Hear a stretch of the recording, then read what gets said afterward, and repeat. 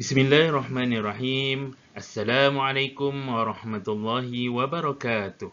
Bersama dengan saya, Ustaz Hamdan bin Hamid dari SMK Darul Ihsan Selayang Baru. Hari ini kita akan mempelajari unit yang kedua, iaitu tajuk kewajipan terhadap jenazah dalam mata pelajaran Pendidikan Islam tingkatan 3, bidang fiqh, pelajaran yang ke-16, buku teks boleh rujuk pada muka surat 125 hingga 128.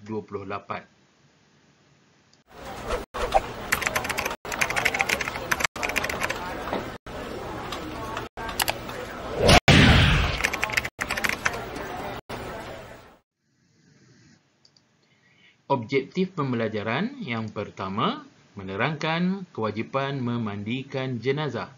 Yang kedua, menerangkan kewajipan mengafankan jenazah. Yang ketiga, menerangkan kewajipan menyembahyangkan jenazah. Dan yang keempat, menerangkan kewajipan mengebumikan jenazah. Baik, kita tengok yang pertama, memandikan jenazah. Apakah yang dimaksudkan dengan memandikan jenazah? Iaitu meratakan air ke seluruh jenazah. Yang kedua, apakah tujuan dia kita memandikan jenazah tersebut? Iaitu untuk membersihkan jenazah dan memuliakannya. Okey. Bagaimana cara kaifiat memandikan jenazah? Baik. Yang pertama, kita meletakkan jenazah di tempat yang agak tinggi untuk memudahkan air mengalir. Biasanya kalau di surau ataupun di masjid dah ada tempat untuk mandikan jenazah. Okey, yang kedua, memastikan aurat jenazah ditutup. Yang ketiga, menekan perut jenazah untuk mengeluarkan najis dan kotoran. Kita tekan perlahan-lahan perut jenazah supaya keluar dahulu najis ataupun kekotoran. Yang keempat, membersihkan seluruh tubuh jenazah daripada najis dan sebarang benda yang boleh menghalang air. Kalau ada najis, bersihkan dahulu. Kalau ada benda yang boleh menghalang daripada air mengalir, kita buangkan. Yang kelima, membersihkan gigi jenazah, lubang hidung, telinga dan celah-celah kukunya. Yang keenam, jenazah diwudukkan dengan sempurna. Okay, seterusnya yang ketujuh, cara memandikan jenazah iaitu berniat ketika memandikannya. Kita niat untuk mandikan jenazah. Bagaimana niatnya? Lafaz niatnya, nawaitul ghuslal wajiba lihadzal mayyiti lillahi ta'ala. Aku berniat mandi wajib ke atas mayat ini kerana Allah Ta'ala. Yang ke-8, menyiram seluruh tubuh jenazah dengan air yang telah dicampurkan dengan daun bidara dan juga dengan air sabun. Yang seterusnya, yang ke-9, kita membilas seluruh badan jenazah dengan air. Kita bilaskan badan jenazah dengan air. Dan yang ke-10, jenazah dimandikan dengan air yang dicampur dengan kapur barus, supaya hilang bau. Jenazah itu dia tidak dia baunya akan hilang. Okey, seterusnya mengafankan jenazah. Lepas kita mandikan, kita kafankan jenazah.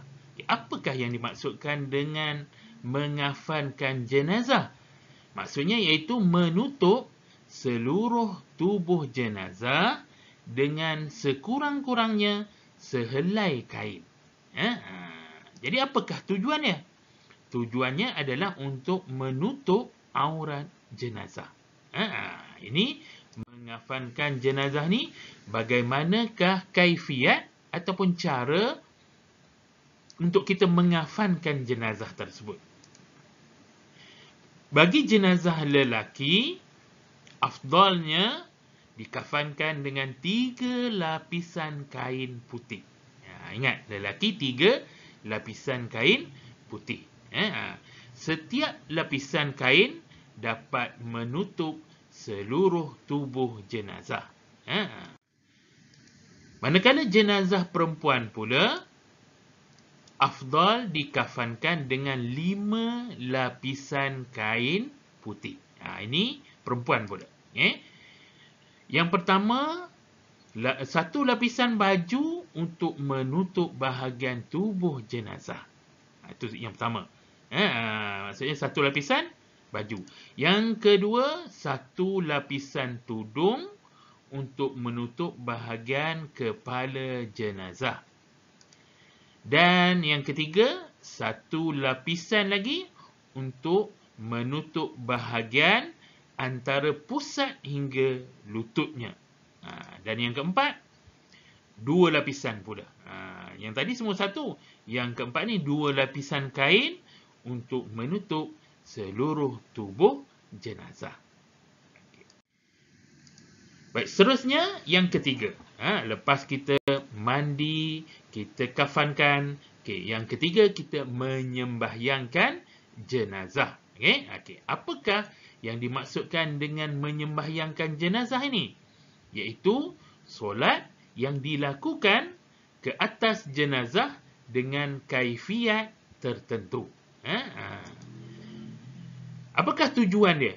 Tujuannya ialah untuk mendoakan jenazah agar mendapat rahmat dan keampunan Allah Subhanahu wa Ta'ala. Bagaimana kaifiat ataupun cara menyembahyangkan jenazah? Baik. Yang pertama, lafaz niat. Lafaz niatnya macam mana?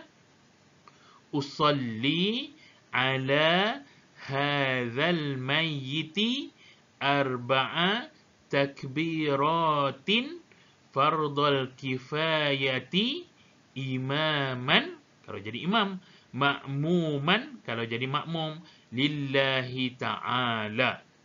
Itu lafaz niat dia. Kena hafaz. Ataupun kita niatkan dalam hati. Ini yang paling penting sekali. Kita lintaskan niat dalam hati. Sahaja aku menunaikan solat ke atas mayat ini 4 takbir, fardu kifayah, menjadi imam ataupun menjadi makmum kerana Allah Ta'ala. Sekali lagi. Ini kena hafaz. Lintaskan niat tersebut dalam hati. Sahaja aku menunaikan solat ke atas mayat ini 4 takbir. Ada 4 takbir, fardu kifayah, menjadi imam, makmum kerana Allah Ta'ala. Baik. Seterusnya, kita takbir kali pertama. Maksud kita takbir, Allahu Akbar. Takbir kali pertama tu kita buat apa? Kita baca surah Al-Fatihah. Bismillahirrahmanirrahim. Alhamdulillahi Rabbil Alamin. Ar-Rahmanir-Rahim. Maliki Yawmiddin. Iyyaka na'budu wa iyyaka nasta'in. Ihdinas siratal mustaqim. Siratal ladzina an'amta 'alaihim ghairil maghdubi 'alaihim waladdallin. Amin. Ini takbir pertama. Kemudian kita yang kedua, kita bertakbir kali kedua. Lepas habis surah Al-Fatihah tadi, kita takbir Allahu Akbar. Selepas takbir kali kedua tu, kita membaca selawat ke atas Nabi sallallahu alaihi wasallam. Selawat ni kita baca masa tahiyat akhir. Jadi mudah. Apa selawat dia? Allahumma salli ala Muhammad wa ala ali Muhammad kama sallaita ala Ibrahim wa ala ali Ibrahim wa barik ala Muhammad wa ala ali Muhammad kama barakta ala Ibrahim wa ala ali Ibrahim fil alamin innaka Hamidum Majid. Okay. Kemudian seterusnya kita takbir pula untuk kali ketiga. Allahu Akbar. Takbir kali ketiga pula kita berdoa untuk jenazah. Sekurang-kurangnya, ni kena hafaz doa ni. Allahumma ghfir lahu warhamhu wa'afihi wa'fu anhu. Sekali lagi. Allahumma ghfir lahu warhamhu wa'afihi wa'fu anhu. Baca doa ni. 3 kali. Allahumma ghfir lahu warhamhu wa'afihi wa'fu anhu. Atau yang ni yang terbaiknya. Kalau jenazah tersebut, jenazah ibu bapa kita bacakan. Kalau bapa kita baca doa ni. Kalau lelaki lahu, kalau perempuan kita kena tukar kepada laha. Okey, tak apa, kita hafalkan doa ni. Okey, ikut ustaz. Allahumma ighfir lahu warhamhu wa'afihi wa'fu anhu wa akrim nuzulahu wa wasi' madkhalahu واغسله بالماء والثلج والبرد ونقه من الخطايا كما ينقى الثوب الأبيض من الدنس وأبدله دارا خيرا من داره وأهلا خيرا من أهله وزوجا خيرا من زوجه وأدخله الجنة وأعذه من عذاب القبر وفتنته ومن عذاب النار. Seterusnya, takbir yang keempat. Allahu Akbar. Kita beri salam. Sebelum beri salam, kita digalakkan membaca doa. Sebelum kita beri salam, apakah doa dia? Allahumma la tahrimna ajrahu wa la taftinna ba'dahu waghfir lana wa lahu. Apa ni doa ni? Pendek saja. Lepas tu barulah beri salam. Assalamualaikum warahmatullahi. Kanan Assalamualaikum warahmatullahi ke kiri. Jadi senang saja. Semayang jenazah ni ada 4 takbir. Boleh ingat insya-Allah. Seterusnya kita tengok yang terakhir, iaitu mengebumikan jenazah. Pertama tadi kita buat apa mula-mula? Kita mandikan jenazah tersebut. Yang kedua, kita kafankan jenazah. Yang ketiga, kita sembahyangkan. Dan yang terakhir ni iaitu mengebumikan jenazah. Apakah yang dimaksudkan dengan mengebumikan jenazah itu? Iaitu mengebumikan jenazah di dalam tanah mengikut kaifiat tertentu. Apakah tujuan dia? Tujuan dia yang pertama, untuk menghalang daripada timbulnya bau yang tidak menyenangkan. Itu yang pertama. Yang kedua, agar tidak dapat digali oleh binatang. Binatang buas. Contohnya kan. Seterusnya kita tengok bagaimana kaifiat ataupun cara mengebumikan jenazah. Kita tengok pengendalian jenazah. Yang pertama, sunat mendahulukan kepala jenazah ketika dihulurkan ke dalam kubur. Kita dahulukan kepala dia dahulu. Ketika kita hulurkan ke dalam kubur. Yang kedua, sunat orang yang meletakkan jenazah ke dalam kubur membaca Bismillahi wa ala sunnati Rasulillah. Itu yang kedua. Yang ketiga, wajib diletakkan jenazah di atas rusuk kanan. Rusuk kanan dengan menghadap ke arah kiblat. Dada muka dia menghadap ke arah kiblat.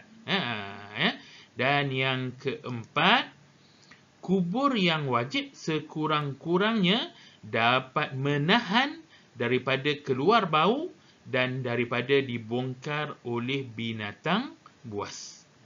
Okey, itu adalah kaifiat mengebumikan jenazah. Okey, sekarang kita tengok pula kubur tu. Kubur, macam mana keadaan kubur tu? Ada dua. Yang pertama namanya lahat.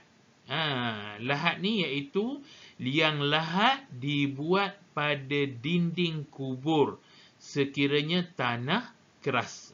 Kalau tanah keras, kita buat dekat dinding kubur. Ni tengok kan, dekat tepi ni kan, bawah ni, ni dinamakan liang lahat. Lepas tu kita letakkan jenazah. Kemudian tu tutupkan dengan papan. Ini dinamakan lahat. Kalau tanah ni keras, jadi bila buat kat tepi ni, dia tidak jatuh.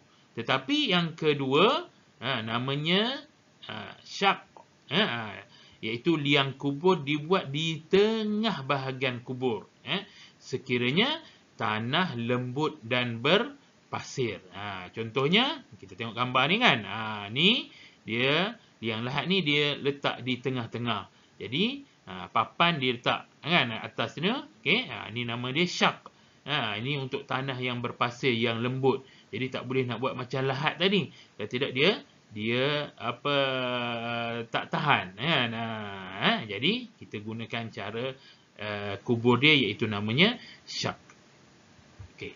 Okey, insya-Allah jumpa lagi. Mudah-mudahan bermanfaat kepada semua pelajar, dan insya-Allah mudah-mudahan cuba kita lakukan praktikalnya di sekolah.